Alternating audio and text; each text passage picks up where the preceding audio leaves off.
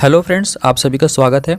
हम लोग यहाँ पर आज डिस्कस करेंगे सीडीपी के 10 इम्पॉर्टेंट क्वेश्चंस जो आपके किसी भी टेट एग्जाम के लिए इम्पॉर्टेंट है, चाहे सीटेट हो, जेटेट हो, यूपी टेट हो या कोई भी स्टेट का टेट हो। चलिए तो इस क्वेश्चन को यहाँ पे हम लोग देखेंगे। आप लास्ट में कमेंट करके बताइएगा कि आपने कितना करेक्ट किया, ठीक है।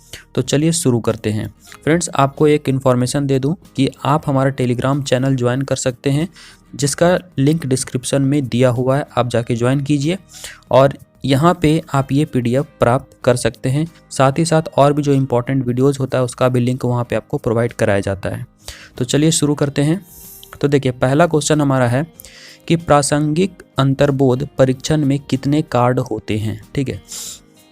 तो यहाँ पे बताना है कि प्रासंगिक अंतर्बोध परीक्षण में कितने कार्ड होंगे, 31, 30, 60 या फिर 10, ठीक है। तो इसका राइट आंसर हो जाएगा 1 नंबर।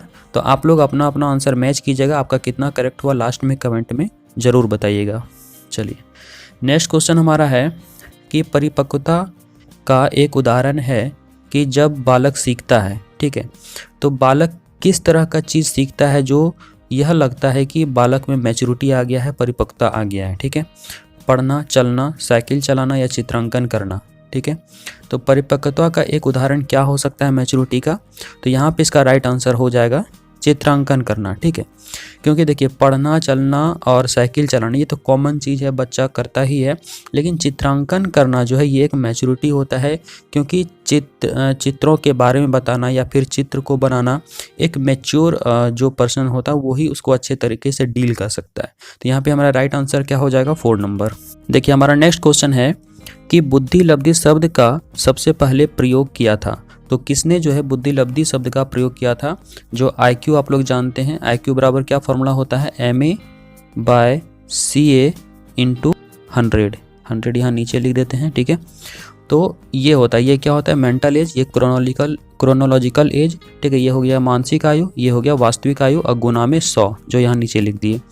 तो देखिए, इसका राइट आंसर क्या हो जाएगा आपको बताना है। थॉर्नडाइक, विलियम स्टर्न, अल्फ्रेड बिने या फिर टर्मन।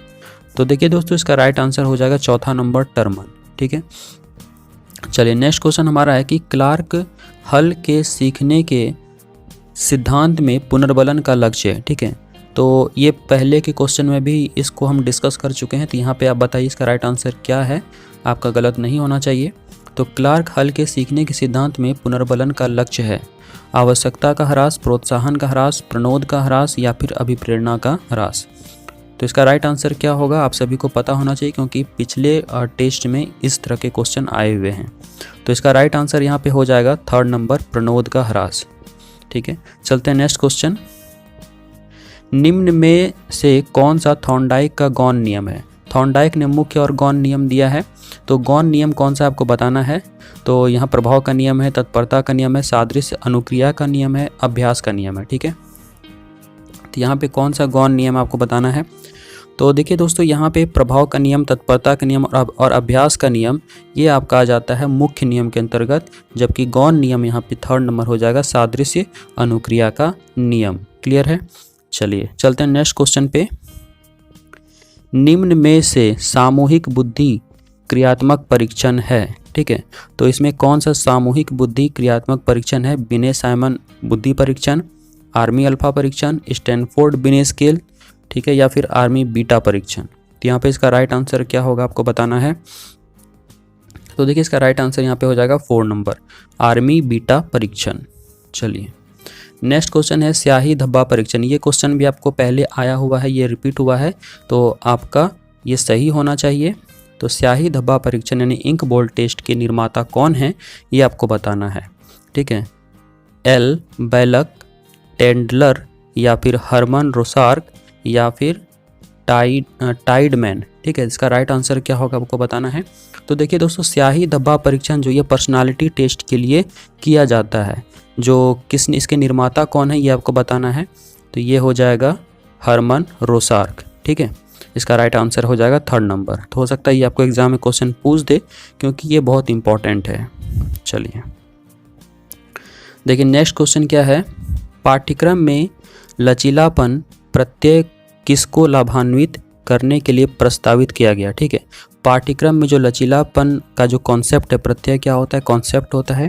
ठीक है, पाठ्यक्रम में जो लचीलापन है तो किसको लाभान्वित करने के लिए प्रस्तावित किया गया, अयोग्य बालकों को, ठीक है, मदरसा व मकतब को, अनुसूचित जाति अनुसूचित जनजाति व पिछड़े वर्गों को, या फिर उपर्युक्त सभी को। यहाँ पे इसका राइट आंसर क्या होगा आपको बताना है।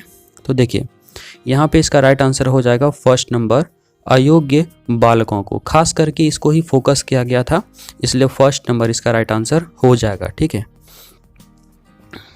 देखिए अब 9 नंबर में क्या कहता है कि विशिष्ट बालक होते हैं। तो विशिष्ट बालक कैसे बालक होते हैं ये आपको बताना है, मंदबुद्धि, प्रतिभाशाली, पिछड़ा या फिर उपर्युक्त सभी। तो इसका राइट आंसर क्या होगा आपको बताना है। ठीक है, ये बहुत इजी है। विशिष्ट बालक का मतलब केवल ये नहीं होता है कि वो प्रतिभाशाली होंगे, वो मंदबुद्धि वाला भी हो सकता है, प्रतिभाशाली भी हो सकता है और पिछड़ा भी हो सकता है। ठीक है, तो इसका राइट आंसर हो जाएगा 4 नंबर यानी कि उपर्युक्त सभी। चलते हैं नेक्स्ट क्वेश्चन पे।